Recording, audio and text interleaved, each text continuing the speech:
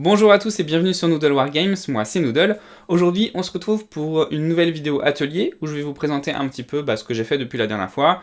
Il va y avoir des décors, il va y avoir des figurines, et puis avant de passer à la vidéo à proprement parler, un petit point sur les règles de pillage pour vous dire que j'ai terminé l'écriture du corpus de règles.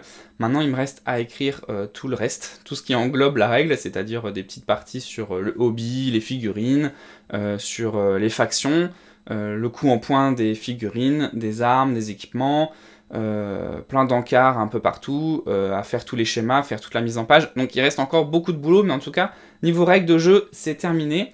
Donc maintenant, je vais rentrer en phase de test pour terminer ça proprement. Il y aura sûrement encore un petit peu de réécriture, un petit peu de correction à faire aussi pour que ça soit le plus clair et le plus compréhensible possible pour les lecteurs.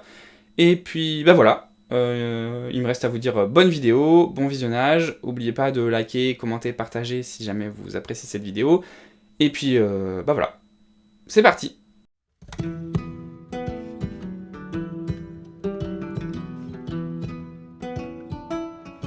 On se retrouve donc pour la vidéo atelier. Je vais vous présenter un petit peu ce que j'ai fait depuis la dernière vidéo. Vous allez voir, il y a un petit peu de figurines, un petit peu de décor, un petit peu de tout.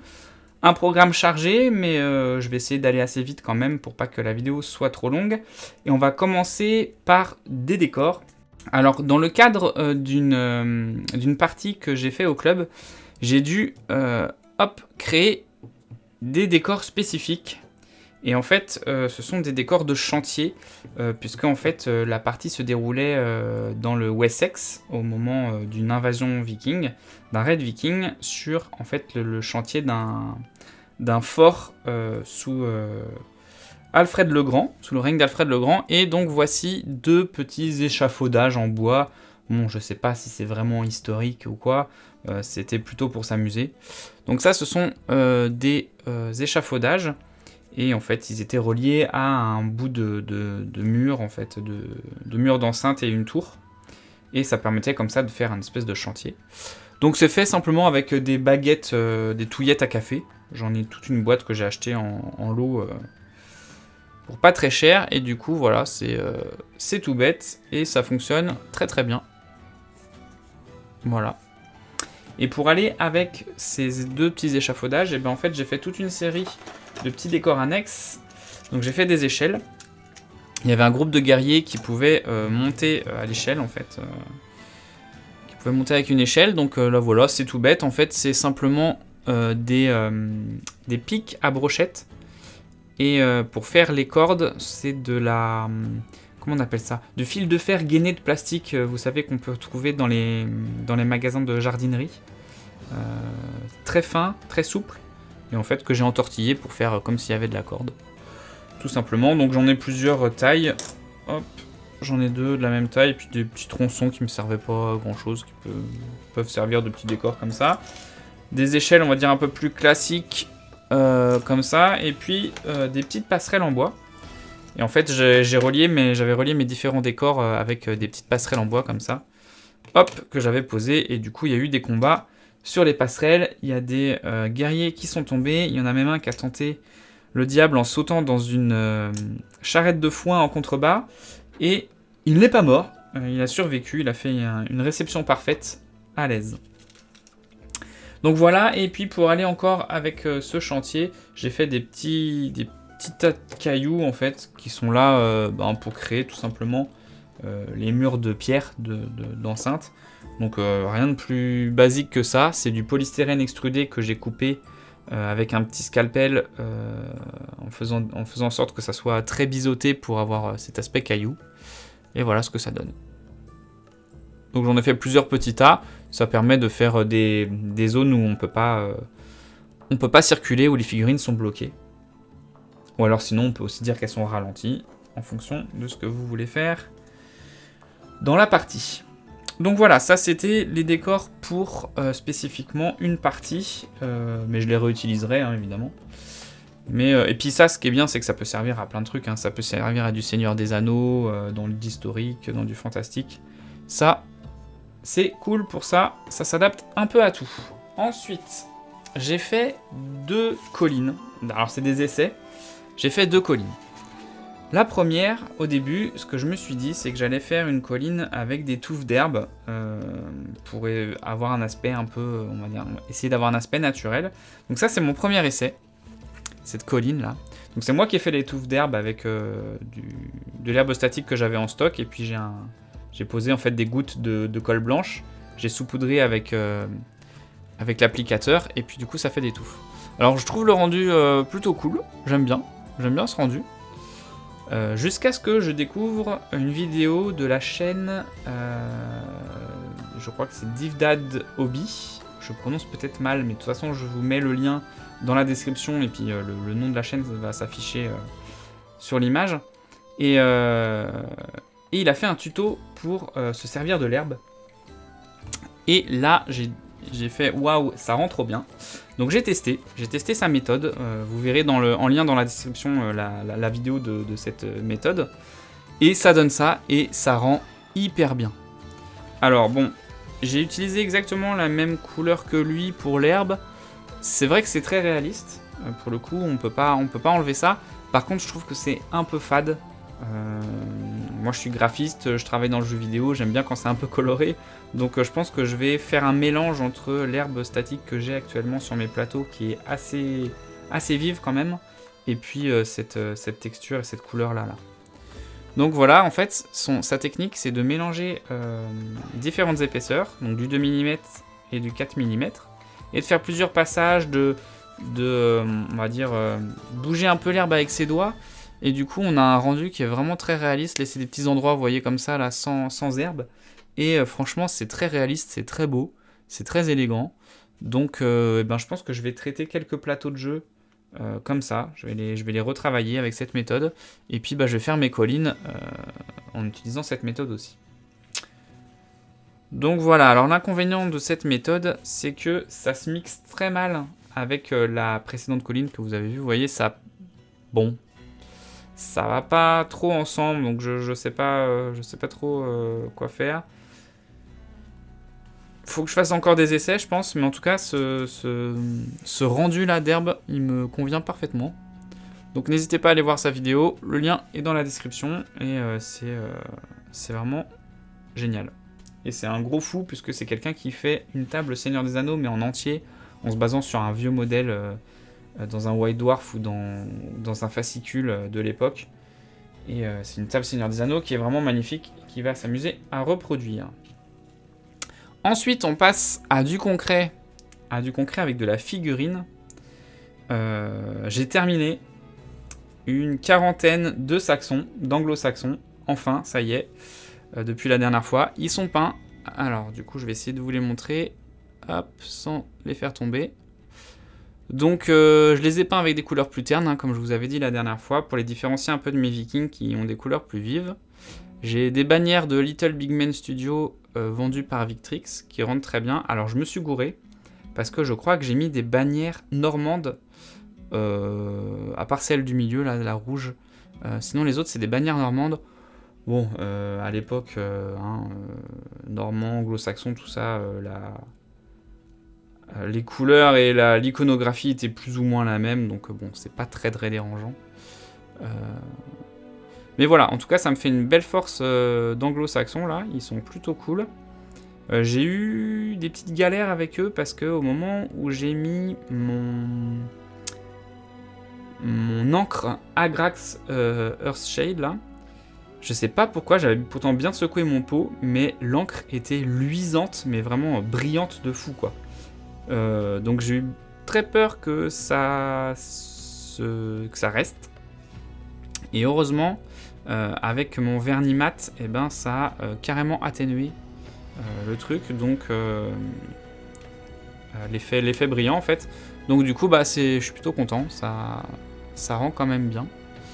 Et voilà, donc une quarantaine de saxons qui vont pouvoir rejoindre l'étape de jeu. Et puis les photos du livre de règles de pillage. On peut continuer sur les figurines avec, cette fois-ci, des Irlandais. Alors, les Irlandais, j'en ai, pareil, une quarantaine. Hop, les voilà. Ils sont pour l'instant sous-couchés. Et j'ai fait la couche de base de la peau pour tous ces petits bonhommes. Alors, En fait, j'ai tellement à peindre que je fais maintenant des séries de 40, quoi. Là, je les peins tous en même temps, c'est un peu laborieux, c'est pas très très plaisant à faire, mais au moins j'ai un rendu qui est plutôt cool rapidement. Voilà. C'est pas de la grande peinture, quand on en peint 40 d'affilée, ça peut pas être de la grande peinture, mais c'est bien suffisant pour du tabletop et pour faire des photos, pour faire de jolies photos. Donc voilà ce que ça donne. Mes Irlandais. Donc ils sont issus de la boîte de Wargames Atlantic, mais j'ai mixé avec du Victrix. Pourquoi ? Parce que la boîte contient que des javelots. Et je voulais des Irlandais avec des lances, donc du coup j'ai pris des lances vikings que j'ai ajoutées, et ça se marie très bien. Par exemple, on va voir ce personnage-là. Hop. Et il a une lance viking de chez Victrix. Et il a un corps de chez Wargames Atlantic. Et ça marche très bien. Ça marche très bien. Les Irlandais dans Pillage ont quelques règles spéciales. Donc ils ont accès aux chiens de combat, qu'on voit ici. Et surtout, en termes de coups en points, tout ce qui va être armure complète ou armure partielle, ça va coûter très cher en points. Donc on va plutôt être sur du paysan pas très bien protégé. Par contre, à l'inverse, fronde, javelot et lance, c'est gratuit pour les Irlandais. Donc c'est pour ça que cette force, elle est composée essentiellement de lanciers, de frondeurs et de javeliniers. Il y a quelques armes improvisées aussi. Et il y a assez peu d'armes à une main, très très peu d'armes à deux mains. J'ai fait que un guerrier avec une hache à deux mains, c'est tout. Pareil, une hache à deux mains de chez Victrix, puisque c'était pas fourni dans la boîte, je sais pas où il est. Ah, il est là, voilà. Hop, donc j'ai dû custom un petit peu. Voilà ce que ça donne avec la hache à deux mains de chez Victrix. Et un guerrier de chez Wargames Atlantic. La tête, ça doit être du Victrix aussi, je crois. Donc j'en ai qu'un, arme à deux mains, parce que ça coûte très cher chez les Irlandais. Et puis j'ai un chef, qui est un mélange, donc je crois que j'ai 2 guerriers en protection complète. Chez les Irlandais, ça coûte vraiment très très cher en points. Et du coup, là, ça va être un des chefs. Donc on voit que j'ai mis un corps de chez Victrix, qui est un corps d'anglo-saxon, auquel j'ai collé un bouclier irlandais de chez Wargames Atlantic, une main avec une épée irlandaise de chez Wargames Atlantic aussi. Et pareil pour la cape, c'est du Wargames Atlantic que j'ai un peu modifié. On voit qu'il y a un peu de green stuff là, pour que ça rentre sur la figurine. Donc ça va être mon chef irlandais. Voilà. Et évidemment, j'ai les chiens qu'il va falloir que je peigne. Mais voilà, c'est ma prochaine étape de peinture, c'est ça. C'est ces 40 guerriers là. Ils rendent bien, franchement ils rendent bien. J'ai hâte de les peindre, j'ai hâte qu'ils soient finis d'être peints. Il y a quelques guerriers comme celui-là pour accompagner les chiens. Donc dans les règles de jeu, ils sont à main nue, puisque évidemment il faut diriger les chiens, donc il faut avoir les mains libres pour pouvoir donner ses ordres. J'ai fait un petit peu d'agility, donc je vois un petit peu comment ça marche, la gouvernance des chiens. Effectivement, il faut pouvoir pointer certains endroits avec ses mains, donc c'est difficile de le faire avec quelque chose, avec une arme dans les mains. Donc c'est pour ça que j'ai fait le choix d'avoir des maîtres chiens sans rien du tout. Et là, j'ai une figurine un petit peu spéciale. Alors j'en ai 2 à vous montrer, un petit peu spéciales. J'ai celle-là, qui est en fait une figurine de chez Footsore Miniature, que j'ai collée sur une écorce de pin, pour faire un rocher. Chez Footsore, les figurines sont un peu plus petites en fait que chez Victrix, donc c'est pour ça que je l'ai surélevé, pour qu'ils paraissent moins rachitiques par rapport aux autres. Et dans la boîte de Wargames Atlantic d'Irlandais, il y a un crâne de bélier. Et du coup, j'en ai fait un espèce de guerrier chaman comme ça. Je sais pas trop si je vais en faire une règle spéciale. Je sais que les Irlandais ont été christianisés très tôt. Mais ils avaient... c'était un mélange en fait entre païanisme et christianisme. C'était un petit peu curieux. Et du coup, je me suis dit que peut-être il y avait moyen de faire des espèces de mixtes entre prêtre et chaman. Bon, faut que je me renseigne là-dessus. Historiquement, il n'y a pas beaucoup de sources, donc il faut que je regarde. qu'est-ce que je peux faire de ce côté-là. Ça sera pour plus tard, mais je pense que j'en ferai rien. J'en ferai juste un chef au pire ou un guerrier un peu spécial, mais c'est tout. Et j'ai autre chose à vous montrer. On repasse sur du décor. Aujourd'hui, là, j'ai commencé à faire des décors de rochers. Pareil, c'est inspiré de la chaîne, de la même chaîne qui a fait le flocage d'herbe, qui a montré la méthode pour faire de l'herbe. Il a fait des rochers, pareil, avec de l'écorce de pin. Ça fait un moment que j'avais de l'écorce de pin en stock et qu'il fallait que je fasse des blocs de rochers. Et c'est lui qui m'a décidé, en fait, quand j'ai vu ses tutos, à faire les miens. Donc voilà, pour l'instant, ils sont juste, il y a juste le sable de sous-coucher. Mais j'ai 3 petits éléments comme ça, c'est bien, ça permet de garnir un peu la table de jeu. Bon, ça fait des petits éléments bloquants, ça cache les lignes de vue pour les tireurs, pour la charge. C'est pas mal. On peut même imaginer que c'est pas un élément bloquant, hein, que c'est un terrain franchissable, mais qu'il faut sauter par-dessus pour le franchir et qu'il y a donc un risque de se casser la tronche. Donc voilà, 3 petits rochers. Et puis bah écoutez, je crois qu'on a fait le tour pour cette vidéo atelier. C'est déjà pas mal. J'ai fini mes anglo-saxons, j'ai commencé mes irlandais, j'ai fait pas mal d'éléments de décor. Il y a un autre décor que je vous ai pas montré qui est derrière le rideau là, qui est une grosse table de jeu, un gros plateau de jeu qui fait 60 par 120. Parce que moi je fais une table modulaire en plateau de 60 par 60. Et j'ai commencé à faire 2 plateaux qui font 60 par 120. Ça permet de faire un peu plus de fantaisie, d'avoir un peu plus de liberté sur le plateau, parce que quand on a juste 60 par 60, bah, on est un peu limité. Donc là j'ai commencé un premier plateau 60 par 120 avec 2 routes en fait, qui se croisent et un grand étang et un petit étang à côté pour faire des points d'eau et puis donner un petit peu de décor supplémentaire à ma table de jeu.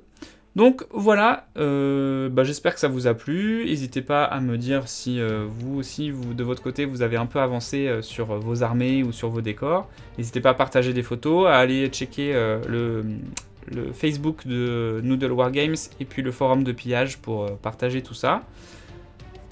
N'hésitez pas non plus à mettre un petit like, un petit commentaire, à partager la vidéo comme d'habitude pour le référencement, c'est tip top. Et puis bah moi ça me fait plaisir aussi, je lis tous les commentaires de toute façon et en général je réponds à tous aussi, donc comme ça au moins c'est plié.